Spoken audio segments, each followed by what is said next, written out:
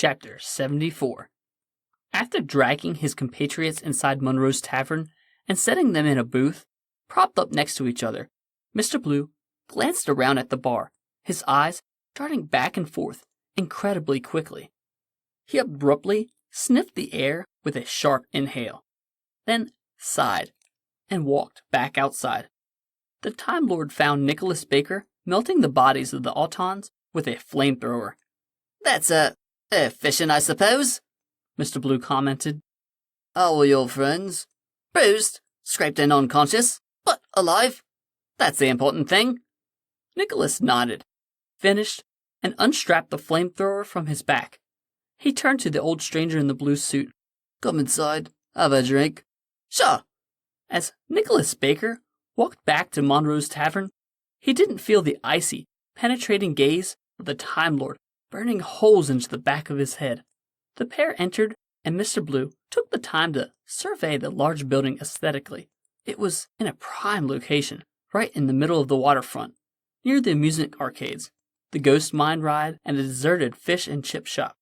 The interior was larger than one would expect, seeming as if to combine an old hotel, a restaurant, and a bar.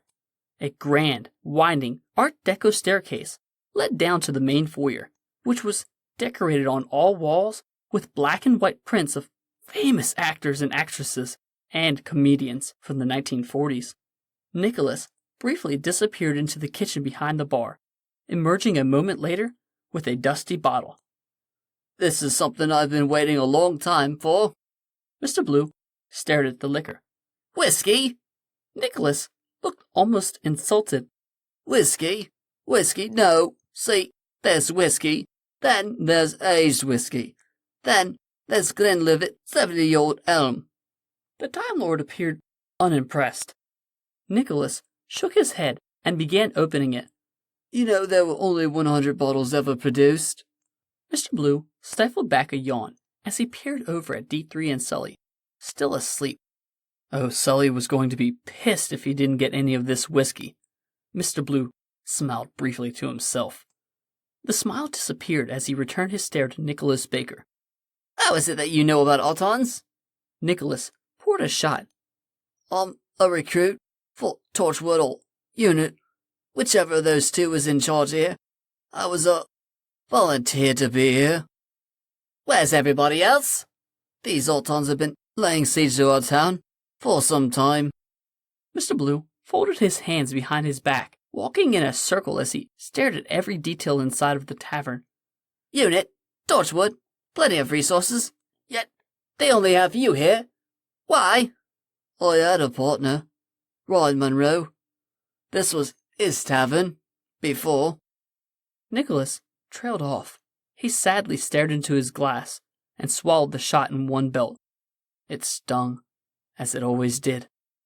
"Anyway," he coughed, "I was told I'd be relieved of duty by the doctor. I was rather hoping that was you." "A doctor?" Nicholas shook his head. "No, the doctor." "Doctor who?" "No idea." Nicholas shrugged. "Regardless." Mr. Blue suddenly raised his voice, spinning around in a circle. "Not only is there a confluence of things that shouldn't be occurring in Sycamore Downs itself, there is something very odd about this building. Monroe's Tavern, as you call it." Nicholas tilted his head at the stranger in blue. "What do you mean?" The Time Lord closed his eyes. "What year is this?" 1946.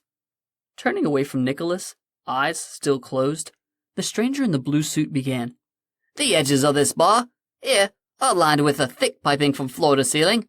You've tried to disguise this with a fancy staircase and pictures, but you can't disguise the fact that the piping is from a metal not designed on Earth until the 2300s. Behind your bar you have a flamethrower from the 1980s and a MAC-10 automatic assault rifle, also from the 80s. Nicholas appeared confused. He could not see Mr. Blue change the structure of his eyes on command, revealing to the Time Lord the entire metal skeletal architecture of the building, as if he was merely examining an X-ray. The Time Lord continued. "These pipes are interconnected all the way through the restaurant and hotel portion of the building. Inside the piping lay advanced and complex temporal housing." "How could you possibly know?" I have eyes for these kind of things. Mr. Blue then touched the side of his nose. I have a scent for these things as well. Furthermore, this advanced technology becomes more complicated, and the pipes become thicker as it grows down the floorboards, leading to the conclusion that, located in the cellar of this place, are the nodes and controls for manipulating some kind of energy. Nicholas crossed his arms. The stranger in the blue suit nodded, smelling the air a final time. Rift energy. This place is laid out with unit and torchwood technology to control and manipulate energy release and a temporal embolism. Again, I don't understand how you could possibly know that. Who in the hell are you? Nicholas suddenly couldn't determine if this bizarre old man was going to be a threat or an asset. The old Time Lord waved a hand dismissively. He adjusted his azure tie as he gently tried to wake up his unconscious friends. Moments passed. They eventually began to stir. Nicholas remained quiet, staring at Mr. Blue. The Time Lord finally turned to face him, his gigantic alien eyes blazing dark indigo straight into Nicholas Baker's very soul. For some reason, Nicholas was reminded of the time when he was hypnotized as a kid by a stage magician at the fair. Who I am is not important. I want to know about you, Nicholas Baker. Mr. Blue's voice was deep, almost frightening. Are you a tragic hero? Or are you an unwitting dupe?